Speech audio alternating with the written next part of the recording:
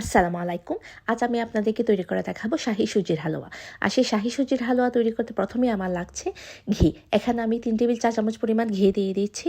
তারপরে দিয়ে দেব কিছুটা বাদাম। এখানে আমি কাজু বাদাম, পাস্তা বাদাম, কাঠবাদাম এবং কিশমিশ মিশিয়ে আমি এগুলোকে ভেজে নিচ্ছি। আমি কিছুটা ক্রাশ করে নিয়েছিলাম, তারপরে এগুলোকে আমি ঘিয়ের মধ্যে ভেজে নিচ্ছি হালকা বাদামি রং করে। আর একটু হালকা বাদামি রং করলে খেতে কিন্তু ভালো লাগে, আর একদম শক্ত শক্ত লাগে না আর কি। আমার বাদামগুলো ভাজা হয়ে গেলে আমি এখন তুলে নিচ্ছি। আমি একটা বাটির মধ্যে বাদামগুলো তুলে নিচ্ছি। আমার বাদামগুলো তোলা হয়ে গেলে আমি এখন দিয়ে দেব সুজি। এখানে আমি 1 কাপ সুজি দিয়ে করব, আপনারা চাইলে আরও বেশি দিয়েও করতে পারেন। তারপর সুজিগুলোকে ভেজে নিচ্ছি। আমি সুজিগুলোকে একটু হালকা বাদামি করে ভেজে নেব।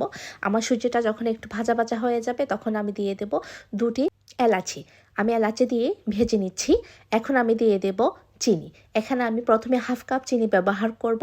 আমি প্রথমেই দিয়ে দিলাম 1/2 কাপ, তারপর আমি দিয়ে দেব আরও 1/2 কাপ। 1/2 কাপ থেকে একটু কম দিলাম, প্রায় 1.25 কাপ ধরেন। আমি এখানে আরও 1/2 কাপ থেকে একটু কম দিয়ে দিচ্ছি। এই ধরেন 1.25 কাপ, মানে 1 কাপ থেকে কিছুটা কম আর কি। কারণ 1 কাপ সুজি 1.25 কাপ চিনি। আপনারা চাইলে 1 কাপও দিতে পারেন, তবে আমার কাছে মনে হচ্ছিল 1.25 কাপ দিলেই ভালো হবে।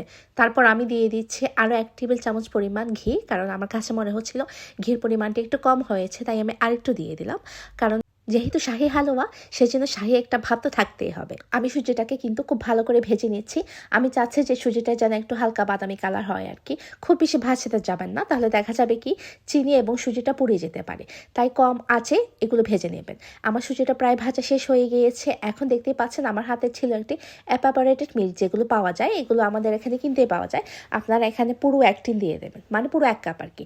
আর যাদের কাছে এভাপোরেটেড মিল্ক থাকবে না, তারা আপনারা দুধটাকে ঘন করে 1 কাপ দুধ এটার মধ্যে দিয়ে দেবেন। যেহেতু আমাদের এখানে সচরাচর মিলে সবসময়, সেজন্য আমি এটাই দিয়ে দিলাম।